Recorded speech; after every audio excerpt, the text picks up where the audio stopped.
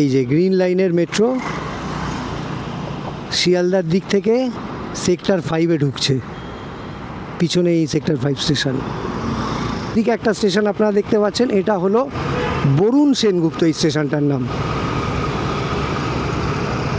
এই যে এই পোর্শনটা রিসেন্টলি কানেক্ট হয়েছে, এগুলো সব বাকি ছিল, 2 বছর ধরে আটকে পড়েছিল, আটকে ফেলে রাখা হয়েছিল ইচ্ছা করে জবরদস্তি। তো এই পোর্শনটা পুরো কানেক্ট হয়ে গেছে। Orange, yellow, green, blue, purple, ইদানিং আমি খেয়াল করছি যে এই রঙগুলো নিয়ে আমি একটু কনফিউজ হয়ে যাই। তার যদিও যথেষ্ট কারণও আছে। আসলে আমি এখন রয়েছি অরেঞ্জ লাইনের কলকাতা মেট্রোর কবি সুভাষ স্টেশনের ঠিক বাইরে। এর পিছন দিকেই রয়েছে ব্লু লাইনের নিউ গড়িয়া স্টেশন। আর যদি আপনারা ওই স্টেশনটা সম্বন্ধে জানতে চান তাহলে আমার পুরনো একটা ভিডিও দেখতে পারেন। তো যাই হোক, চলুন আজকে কলকাতা মেট্রোর এই লাইনগুলো নিয়ে একটু কথা বলা যাক। আমি ভিডিওটা শুরু করছি এখান থেকে, কবি সুভাষ থেকে, আর তারপর বাইপাস ধরে সল্টলেক অবধি যাব। দেখাবো যে পরপর কোন কোন স্টেশনগুলো পড়ছে, আর সল্টলেক থেকেই বা আপনারা কিভাবে কোন দিকে যেতে পারবেন। তো চলুন।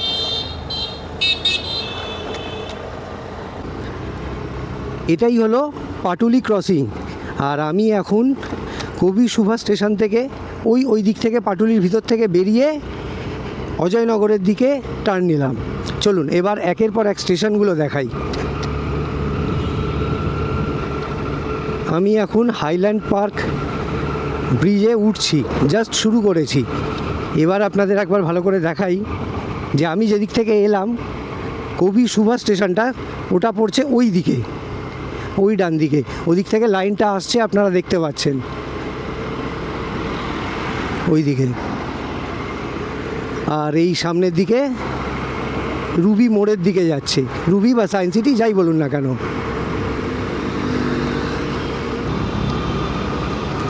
কবি সুভাষের পরে অরেঞ্জ লাইনের প্রথম যে মেট্রো স্টেশন সেটাই হলো এইটা, সত্যজিৎ রায় স্টেশন। এই নিচটা দিয়ে যাওয়ার সময় খুব ভালো লাগে, খুব গরমকালে নিচটা একেবারে ছাওয়া পাওয়া যায়। স্টেশনটা শুরুতেও একটা সিগন্যাল ছিল আর শেষে এখানেও একটা সিগন্যাল আছে।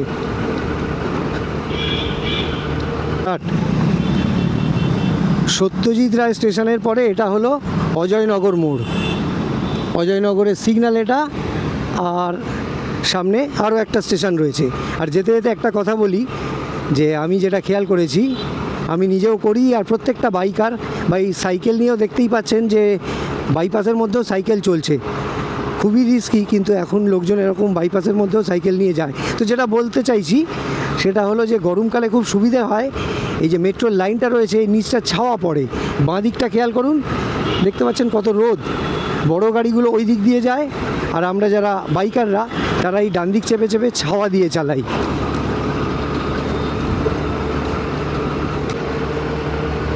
সত্যজিৎ রায়ের পরে নেক্সট যে স্টেশন সেটা হলো এই সামনে জ্যোতিরিন্দ্র নন্দী।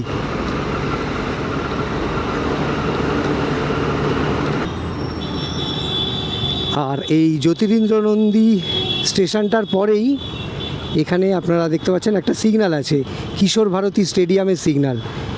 যদিও এই স্টপ লাইনটা ক্রস করে আমি সামনে যেতে চাই না, কিন্তু তাও আপনাদের দেখাবার জন্য একবার সামনে এলাম। এই যে এটা হলো কিশোর ভারতী স্টেডিয়ামের গেট। চলুন, সিগন্যালটা গ্রিন হয়ে গেছে। জ্যোতিরিন্দ্র নন্দী যে স্টেশনটা পার করলাম, ওর পরে যে নেক্সট স্টেশন সেটা হলো কবি সুভাষ, আর এটা হলো কালিকাপুরের সিগন্যাল। এই যে এটাই হলো কবি সুকান্ত স্টেশন। এখানে একটা ফুট ওভারব্রিজ আছে এই দিকটায়, স্টেশনে যাওয়ার জন্য এটা একটা ইউজফুল রাস্তা। আর স্টেশনের ঠিক শেষে ওই প্রান্তে ওখানেও একটা ফুট ওভারব্রিজ আছে।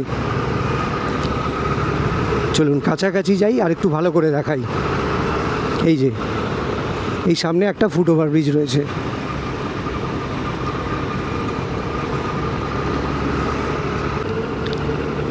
আচ্ছা, এবার এসে গেছি রুবি মোড়ে। ডান দিকেই রয়েছে রুবি হসপিটাল, ডিশান হসপিটাল, আর এটাই হলো রুবির সিগন্যাল। ওই দিক দিয়ে গড়িয়াহাট চলে যাচ্ছে ওই রাস্তাটা। আর এই যে মেট্রোর যে স্টেশনটা, এটা হলো হেমন্ত মুখোপাধ্যায়। অরেঞ্জ লাইনের মেট্রোর স্টেশন হেমন্ত মুখোপাধ্যায়ের নামে নামকরণ করা হয়েছে।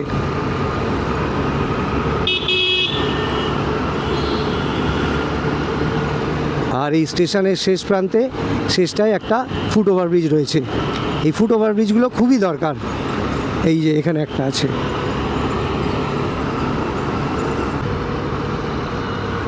এবার সামনে আপনারা যে স্টেশনটা দেখতে পাচ্ছেন, এটার নাম হলো ভিআইপি বাজার।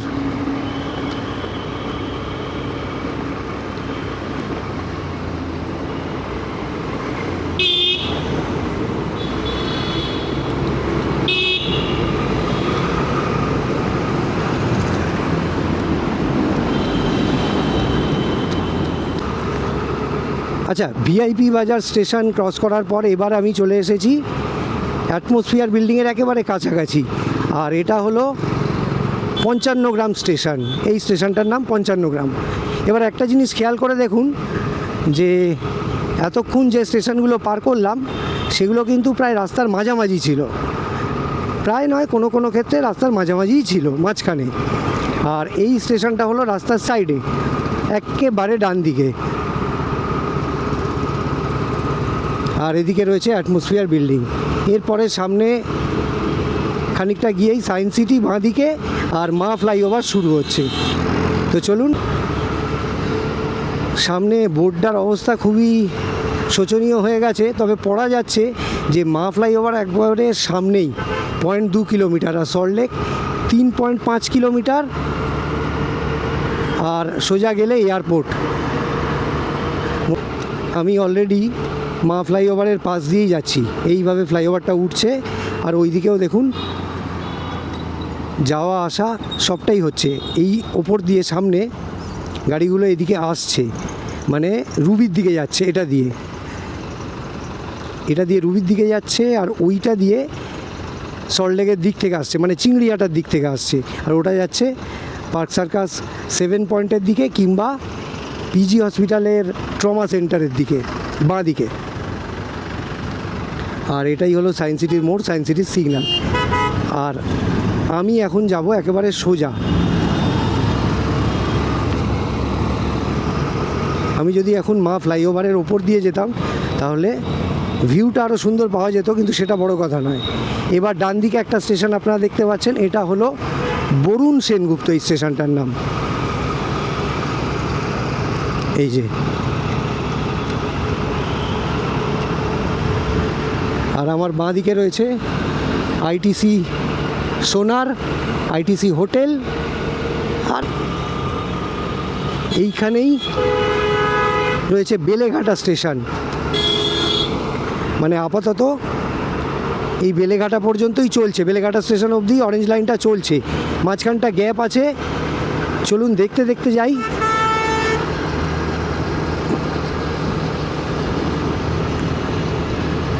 এই যে, এটাই হলো বেলেঘাটা স্টেশন।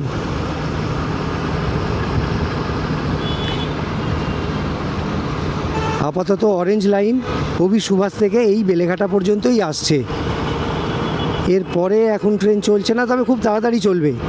চিংড়িয়াটাটা কানেক্ট হয়ে গেলে, কাজটা কমপ্লিট হয়ে গেলে, তারপর কবি সুভাষ থেকে এখন যেহেতু শুধু বেলেঘাটা অবধি আসা যাচ্ছে, তখন পুরো সল্টলেক অবধি চলে যাওয়া যাবে।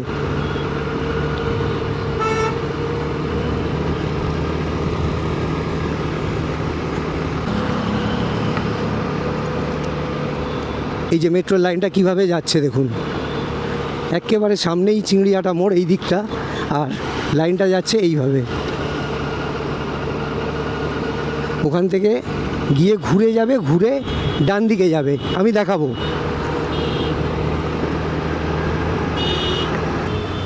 এই নিচে দিয়ে গাড়িগুলো চিংড়িয়াটা মোড় দিয়ে যাবে, আর আমরা এই ওপর দিয়ে যাচ্ছি, কারণ আমাদের সল্টলেক যেতে হবে। আমাদের এরকমভাবে গিয়ে ডান দিক নিতে হবে।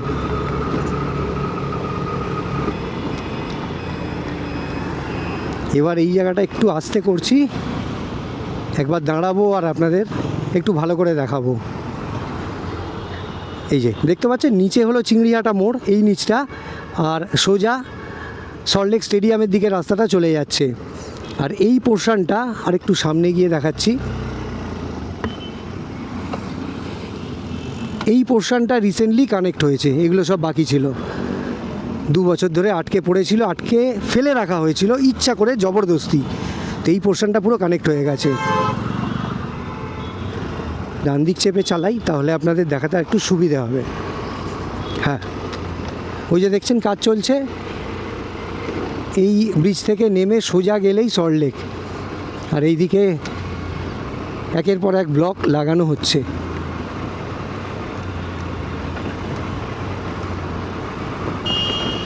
খুব ফাস্ট কাজ হচ্ছে, পুরো কমপ্লিট হয়ে গেলে এইভাবে লাইনটা যাবে।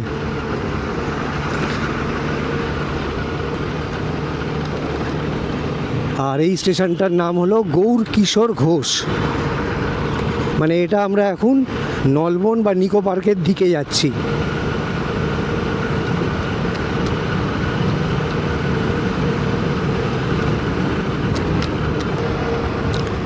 এইমাত্র নলবন পার করে চলে এসেছি নিকো পার্কের গেটের কাছে।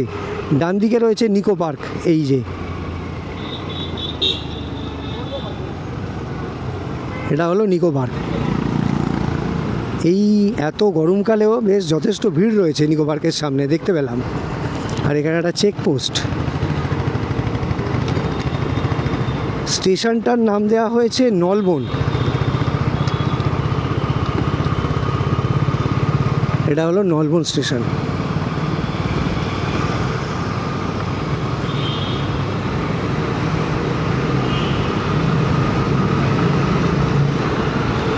আমি ঠিক এক্স্যাক্টলি কারণটা জানি না যে নলবন নামটা কেন দেওয়া হয়েছে, কারণ আমার মনে হয় নলবনের থেকে নিকো পার্কের রেপুটেশন আরও অনেক বেশি।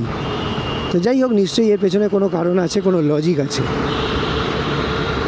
এবার আমি আমাদের ডেস্টিনেশনের একেবারে কাছে চলে এসেছি, সল্টলেক মেট্রোর একেবারে সামনে। এবার আপনাদের বলে দিই যে এটা হলো গ্রিন লাইন, মানে ওই সল্টলেক সেক্টর 5 স্টেশন থেকে এই গ্রিন লাইন ধরে হাওড়া বা শিয়ালদা যাওয়া যাবে বা যাওয়া যাচ্ছে। এই দিকটা চালু আছে এই গ্রিন লাইনটা, আর ওই দিকটা হলো অরেঞ্জ লাইন। ওটা কমপ্লিট হয়ে গেলে, মানে দুটো আলাদা লাইন, এটা গ্রিন এটা অরেঞ্জ, আর এইটা যখন পুরোটা চালু হয়ে যাবে তখন সোজা এয়ারপোর্ট পর্যন্ত যাওয়া যাবে, যেটা এই মুহূর্তে সম্ভব হচ্ছে না। আচ্ছা, এই অরেঞ্জ লাইনটার নাম আছে, এই স্টেশনটার নাম আছে আইটি সেন্টার। এই স্টেশনটাকে আইটি সেন্টার নাম দেওয়া হয়েছে, দুদিকে দুটো স্টেশন।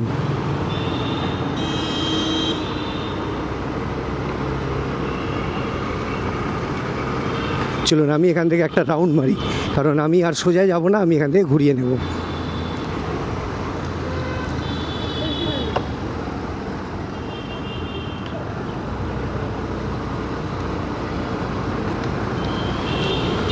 এই যে গ্রিন লাইনের মেট্রো শিয়ালদার দিক থেকে সেক্টর 5-এ ঢুকছে, পিছনে এই সেক্টর 5 স্টেশন।